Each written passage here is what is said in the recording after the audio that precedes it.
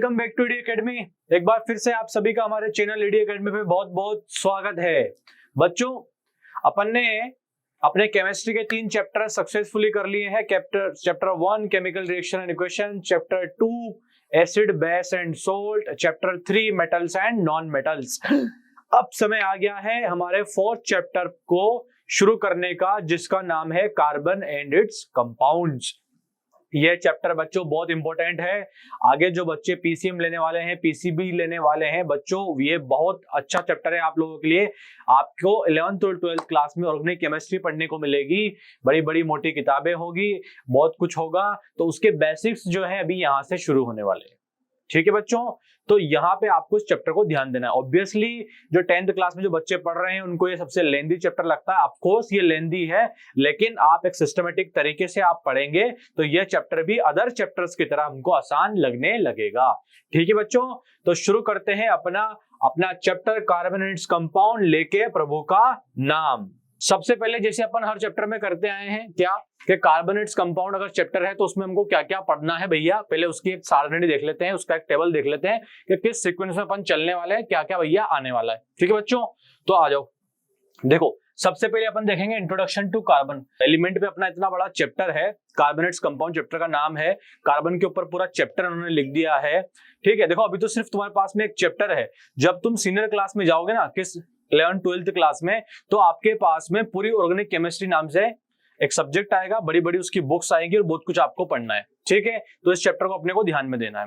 अब इस चैप्टर में कौन है, अपने कार्बन है। तो सबसे पहले अपन कार्बन से थोड़ा सा इंट्रोडक्शन लेंगे। उसके बाद देखेंगे कि बॉन्डिंग इन कार्बन, कि भैया कार्बन जो है बॉन्ड कैसे बनाता है, क्या करता है, कार्बन बॉन्ड कैसे बनाता है। उसके बाद में देखेंगे अपन वर्सेटाइल नेचर ऑफ कार्बन, मतलब कि कार्बन के भैया इतना यूनिक नेचर कैसे है, ऐसे क्या गुण है इसके अंदर, कितनी यूनिकनेस आ गई भैया इसमें। ठीक है, फिर अपन देखेंगे एलोट्रॉप्स ऑफ कार्बन। क्या देखेंगे अपन, एलोट्रॉप्स ऑफ कार्बन, कि भैया कार्बन जो है कौन कौन से एलोट्रॉप्स शो करता है। ठीक है, उसके बाद में hydrocarbon and types of hydrocarbon, कि भैया हमारे पास में कार्बन से जो हाइड्रोकार्बन मिलते हैं वो क्या होते हैं और कितने तरीके के होते हैं, मतलब कितने टाइप्स के होते हैं। फिर अपन आएंगे होमोलोगस सीरीज पे, कि भैया होमोलोगस सीरीज क्या होती है। फिर हम देखेंगे most important nomenclature of organic compounds, मतलब देखो कार्बन जो है ना बहुत सारे कंपाउंड बनाता है। मतलब ये आपके जिस चैप्टर का पढ़ने जा रहे हैं कार्बन, इसमें आप यूं मान के चले आपके आसपास मेरे आसपास ढेरों मतलब लाइन लगी पड़ी है कार्बन की, इतने सारे कंपाउंड्स बनाता है कार्बन, जगह जगह कार्बन है। ठीक है, तो उन कंपाउंड्स के नाम कैसे करें हम देखेंगे नोमेनक्लेचर ऑफ ऑर्गेनिक कंपाउंड्स।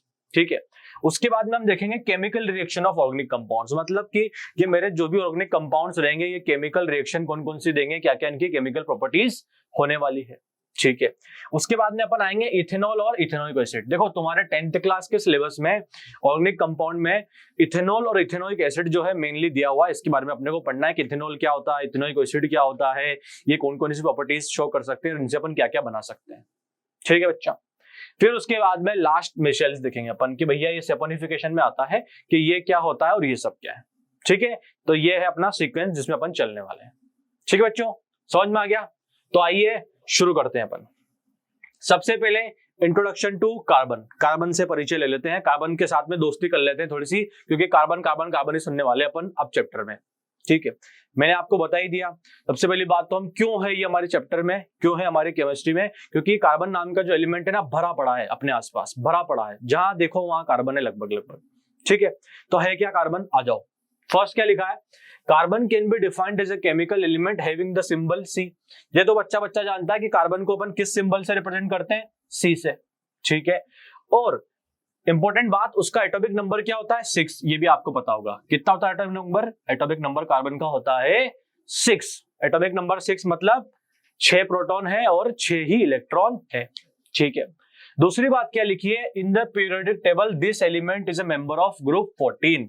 मतलब कि अगर किसी जमाने में अपन ने पीरियोडिक टेबल देखी हो तो उसमें अगर हम बात करें तो भैया कार्बन नाम का जो एलिमेंट है ना वो 14th ग्रुप में पड़ा हुआ है। कौन से ग्रुप में, 14th ग्रुप में। देखो इधर होता है 18th ग्रुप जिसमें अपन आती है अपनी, इसमें अपनी आएगी नोबल गैसेस, फिर अपने आएंगे हेलोजन, फिर अपने आएगा ऑक्सीजन वाली फैमिली। ठीक है, 16, फिर उसके बाद में आएगी नाइट्रोजन वाली फैमिली, फिर अपनी जो फैमिली आती है कार्बन वाली, वहां पे ये पड़ा हुआ है। तो आपको याद रख लेना है एक बार के लिए कि कार्बन कौन सी फैमिली में है, मतलब कौन से ग्रुप में, तो यह 14th ग्रुप में आता है। ठीक है बच्चों, आगे बात समझिए। दूसरी बात, कार्बन इज नॉन मेटेलिक, मतलब नॉन मेटल है और टेट्रावेलेंट बॉन्ड बनाता है।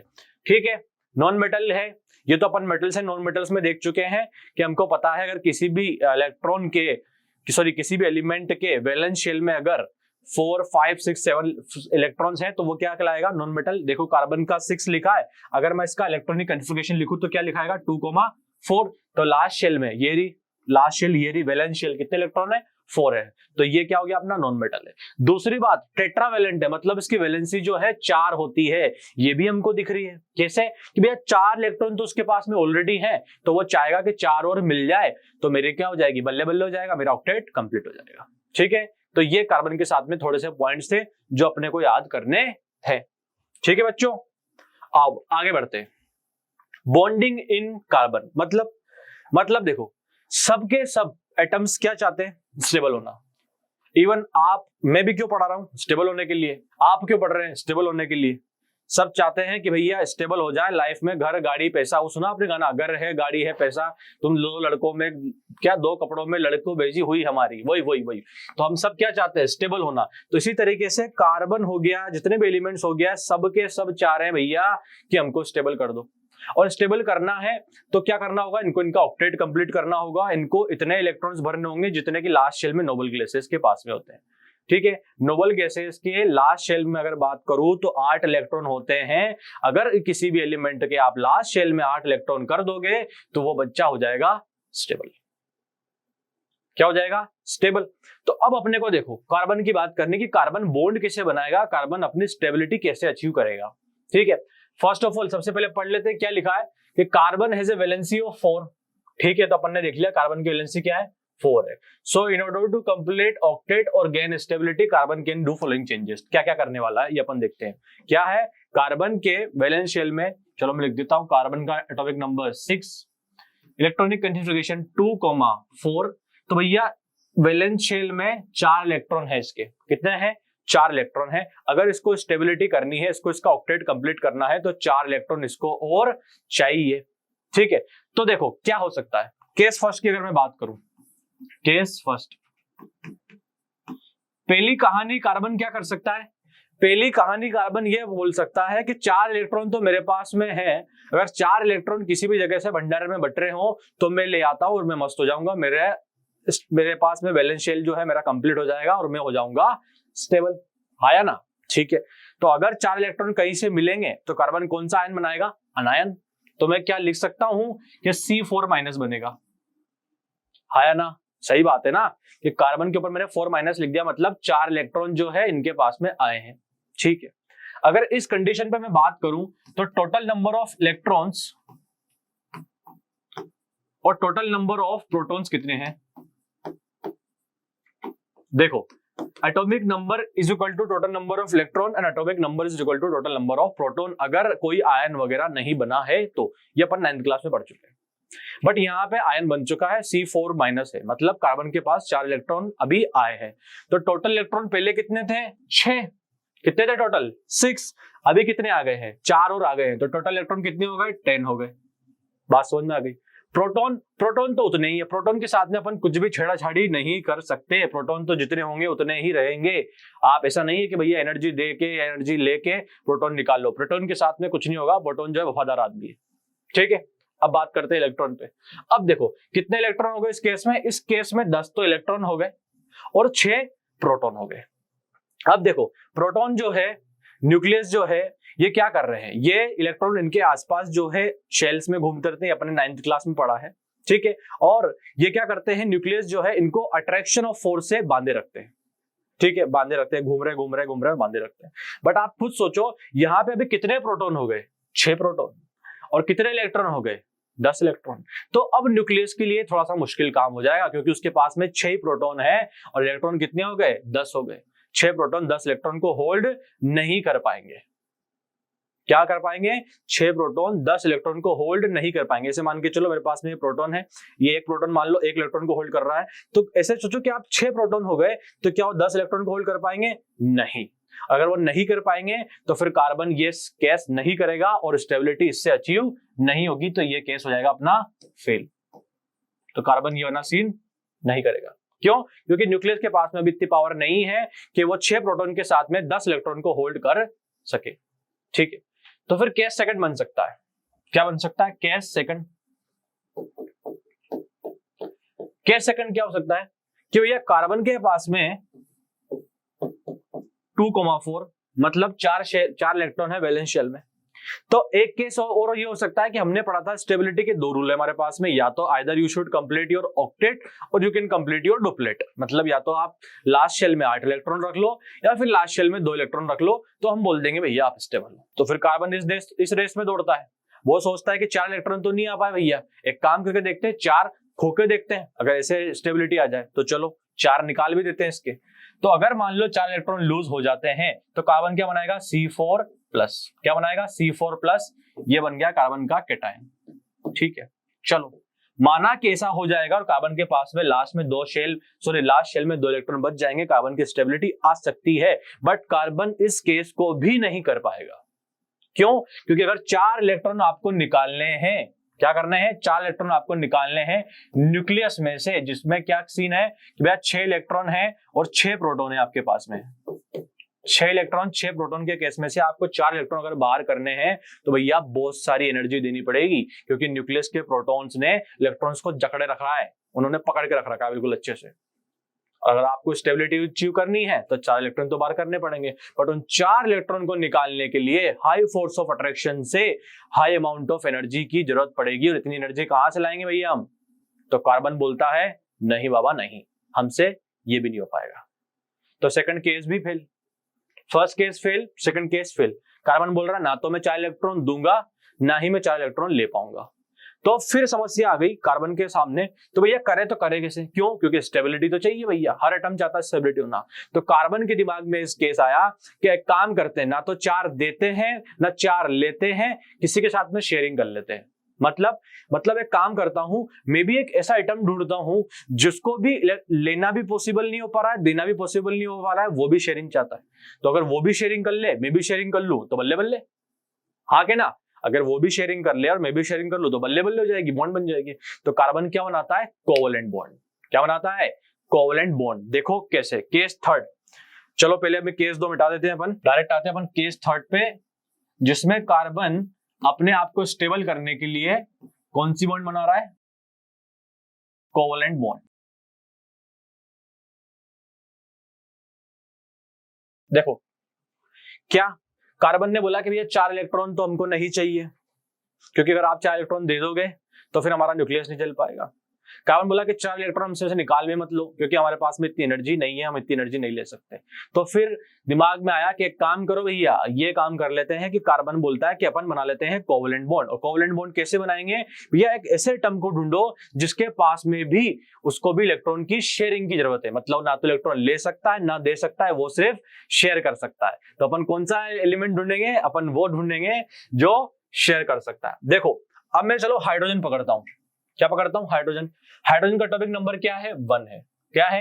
1 है। अब ये भी इसी फैमिली का है, मतलब ये भी इसी तरफ का बंधु है, जो क्या चाह रहा है? ये भी चाहता है कि मैं कार्बन की तरह शेयरिंग करूं। तो देखो क्या होगा, कार्बन के देखो कार्बन की वैलेंस शेल में अपन ने देखा था C6 मतलब 2,4 मतलब वैलेंस शेल में कितने इलेक्ट्रॉन है?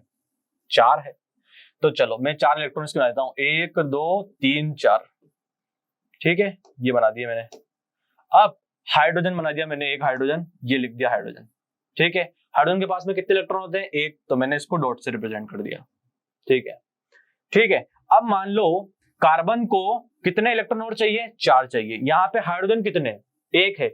एक हाइड्रोजन तो सीधी सी बात है डुप्लेट कंप्लीट करना चाहता है, तो वो क्या करेगा? वो कार्बन से बोलेगा भैया तेरा 1 इलेक्ट्रॉन मेरे आगे रख दे, अपन दोनों शेयरिंग कर लेते हैं। तो कार्बन जो है ये वाला इलेक्ट्रॉन को आगे रख देगा, किस वाले को? इसको रखेगा आगे और यहाँ पे रख देगा। तो हाइड्रोजन इसको भी अपने अंडर में ले लेगा। हाँ, तो हाइड्रोजन के कितने इलेक्ट्रॉन हो गए? 2 हो गए, तो हाइड्रोजन तो हो गया स्टेबल। हाँ के ना? बट कार्बन को भी तो चाहिए, तो कार्बन ऐसे कितने हाइड्रोजन रहेंगे यहाँ पे? 1 हाइड्रोजन, 2 हाइड्रोजन और 3 बना देता हूं मैं। ये लो, कितने हाइड्रोजन हो गए? 3 हाइड्रोजन हो गए। सबका 1-1 इलेक्ट्रॉन है। चलो मैंने इसका भी 1 इलेक्ट्रॉन बना लिया, इसका भी बना लिया और इसका भी बना लिया। ठीक है, अब हाइड्रोजन कितने चाहिए? 1-1 चाहिए ना, तो एक एक दे देते हैं, ये यहां से मिटा देता हूं, यहां से मिटा देता हूं, यहां से मिटा देता हूं।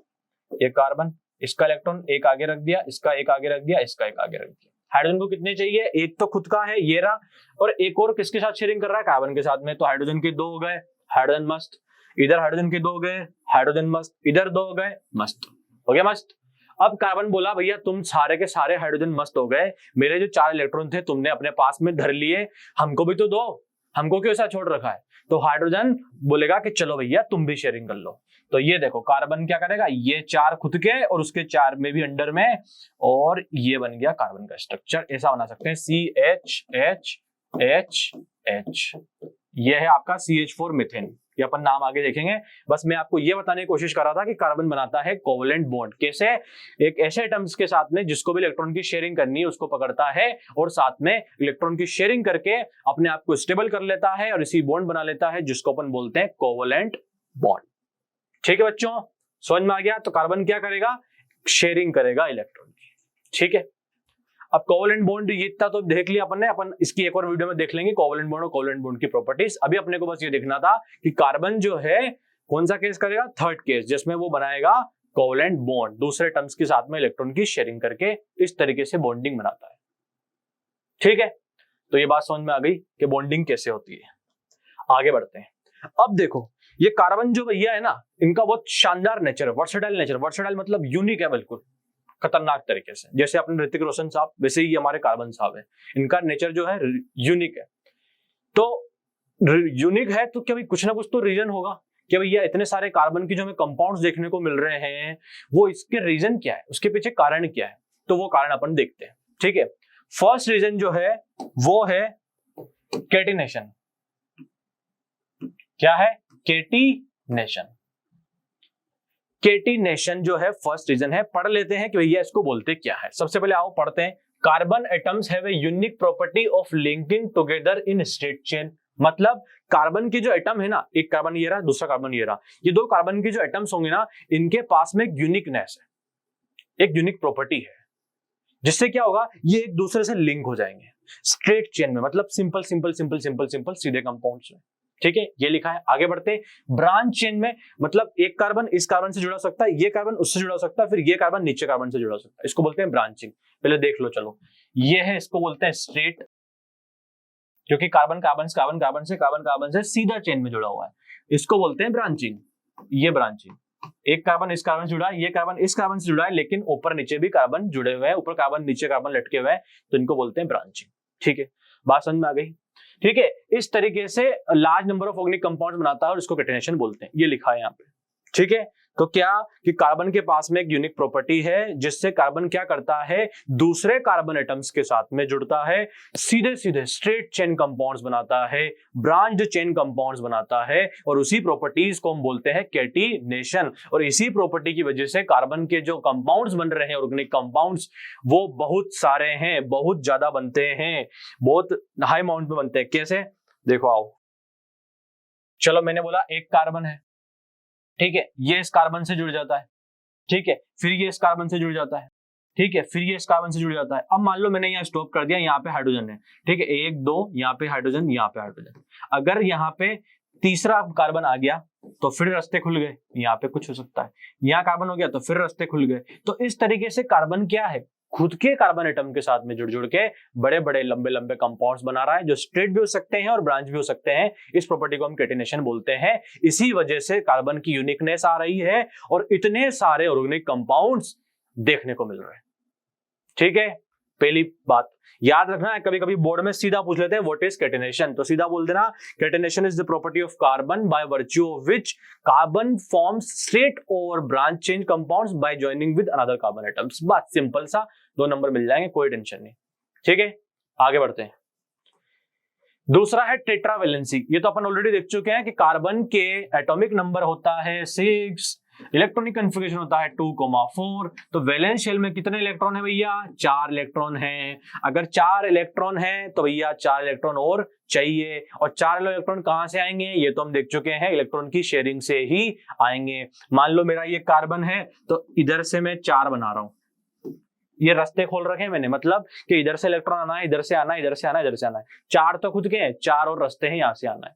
ठीक है, तो टेट्रावेलेंसी होने की वजह से अगर मान लो यहाँ पे 3 जगह हाइड्रोजन है, ठीक है, 3 जगह तो अपना हाइड्रोजन है, बट अगर एक जगह कार्बन आ गया तो फिर इस कार्बन की भी तो टेट्रावेलेंसी है ना, तो इस कार्बन की टेट्रावेलेंसी, तो इधर से तो इसका ऑक्टेट कंप्लीट, मतलब इधर से तो शेयरिंग कर चुका है, यहाँ पे फिर 3 रास्ते खुल गए।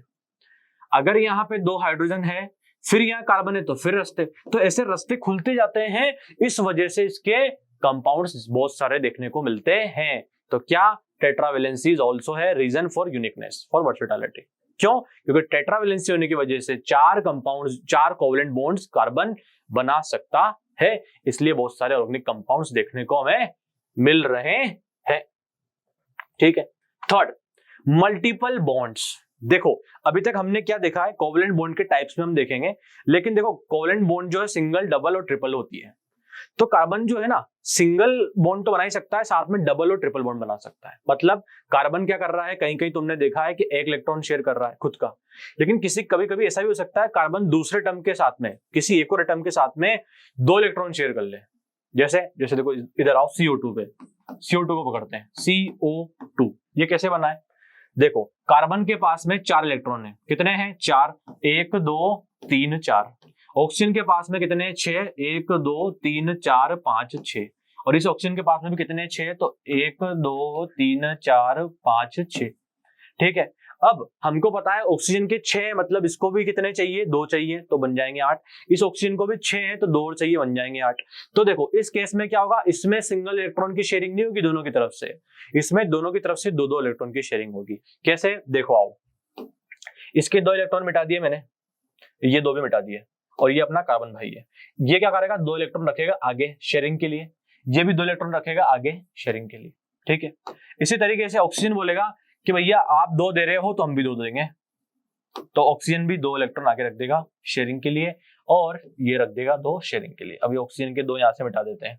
ठीक, देखो वही सीन है, कुछ अलग नहीं किया है। ऑक्सीजन के पास में कितने होते हैं? 6 होते हैं ना, 1 2 और ये 4, ये 5 और 6 चाहिए ना, 1 2 3 4 5 6 ऑक्सीजन के हैं, ये वाले ऑक्सीजन के 1 2 3 4 5 6।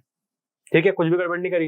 अब देखो इसमें क्या होगा, ये कार्बन बोलेगा भाई कि ये 4 और ये 4 और ये 4 और ये 8 मिलके मेरा ऑक्टेट कंप्लीट हो जाएगा। मतलब 2 इलेक्ट्रॉन इधर से मिल जाए और 2 इलेक्ट्रॉन इधर से मिल जाए तो मेरा ऑक्टेट कंप्लीट हो जाएगा। तो ऑक्सीजन बोलेगा भाई कि 6 मेरे थे, और अगर तूने तेरे 2 इलेक्ट्रॉन शेयर किए तो 2 मेरे को भी दो। तो फिर ये बोलेंगे भैया अगर आपने हमारे शेयर किए तो हमको भी दो। ठीक है, तो हमने यहाँ क्या देखा, कार्बन ने 2 इलेक्ट्रॉन शेयर किए इस ऑक्सीजन के साथ, तो इसने भी 2 किए। कार्बन ने इधर 2 इलेक्ट्रॉन शेयर किए तो इधर ऑक्सीजन ने भी 2-2 किए। तो जब 2 इलेक्ट्रॉन शेयर होते हैं, एक एटम दूसरे देता है और दूसरा इलेक्ट्रॉन भी 2 देता है, तो बनती है डबल बॉन्ड। क्या बनती है? Double bond. ये बनता है इस तरीके से स्ट्रक्चर। ठीक है, ये भी अपन अभी देखने वाले हैं नेक्स्ट वीडियो में, टेंशन मत लो इसकी। समझ में आ गया? हमको बस अभी इतना समझना है कि कार्बन डबल बॉन्ड ये बना सकता है और कार्बन ट्रिपल बॉन्ड भी बना सकता है। और अब देखो सुनो, एक नई बात समझो कि देखो सिंगल बॉन्ड, डबल बॉन्ड और ट्रिपल बॉन्ड में अगर हम बात करें तो ट्रिपल बॉन्ड जो है वो ज्यादा स्ट्रांग होती है। क्या होती है? ज्यादा मजबूत होती है ट्रिपल बॉन्ड। डबल बॉन्ड जो होती है थोड़ी सी वीक होगी, और सिंगल बॉन्ड जो होगी वो थोड़ी सी और कमजोर होगी। इसको सबसे बढ़िया सिंपल समझने का तरीका बताऊं, सिंगल बॉन्ड को 1 डंडी से, डबल बॉन्ड को 2 डंडी से, ट्रिपल बॉन्ड को 3 डंडी से। और सिंपल सी बात है, 1 डंडी होगी तो उसको तोड़ना आसान, 2 डंडी होगी थोड़ी सी मुश्किल, 3 डंडी होगी तो उसको और थोड़ा मुश्किल, क्योंकि हमको पता है एकता में शक्ति है। हाँ के ना, हमको पता है। तो आप खुद सोचो, अगर ट्रिपल बॉन्ड को तोड़ना आसान है, किसी चीज को तोड़ना आसान है, मतलब वो बहुत ज्यादा बंधे हुए हैं, और बंधे हुए हैं तो मतलब वो बहुत ज्यादा स्टेबल है। हाँ के ना? और अगर सेकंड डबल बॉन्ड को तोड़ना थोड़ा सा आसान है, मतलब उनकी स्टेबिलिटी थोड़ी कम, और सिंगल बॉन्ड की तो और कम। मतलब single bond, double bond, triple bond की स्टेबिलिटी की अगर मैं बात करूं तो सिंगल बॉन्ड की कम होती है, और डबल बॉन्ड की थोड़ी ज्यादा होगी, ट्रिपल बॉन्ड की और ज्यादा होगी। तो आप खुद सोचो, अगर कार्बन डबल बॉन्ड और ट्रिपल बॉन्ड बना लेता है तो उनकी स्टेबिलिटी क्या होगी? भयंकर होगी। अगर कार्बन की स्टेबिलिटी भयंकर होगी तो फिर हमको बहुत सारे कंपाउंड देखने को मिलेंगे, क्योंकि आफ्टर ऑल कार्बन चाह ही रहा है स्टेबल होना। हाँ के ना? तो इस वजह से भी हमको कार्बन के बहुत सारे कंपाउंड्स देखने को मिलते हैं। ठीक है बच्चों, तो ये था वर्सेटाइल नेचर। आपको तीनों याद रखने हैं। फर्स्ट है आपका कैटिनेशन, सेकंड है आपका tetravalency, third is tendency to form multiple bonds. ठीक है बच्चों, तो आज के लिए बस इतना ही। आज हमने बस कार्बन के साथ में दोस्ती करी है, आज उसके साथ में हाथ आपने मिलाया, एक हाथ कार्बन ने मिलाया है और कार्बन से हमारा थोड़ा परिचय हो गया है। ठीक है बच्चों, तो आई होप ये वीडियो आपको पसंद आया होगा। और अब तो अपन अपने एनसीईआरटी के और अपने सिलेबस के लास्ट चैप्टर पे आ गए हैं। अगर आप लोगों ने अभी तक सब्सक्राइब नहीं किया हो चैनल को तो सब्सक्राइब करो, अपने दोस्तों को जाके बोलो कि चैनल को लाइक करे, शेयर करे, सब्सक्राइब करे और वीडियोस को देखते रहे। मिलते हैं अपन कार्बोनेट्स कंपाउंड के नेक्स्ट पार्ट के लिए। तब तक के लिए स्वस्थ रहिए, मस्त रहिए और मोस्ट इंपोर्टेंट सीखते रहिए। थैंक यू बच्चों।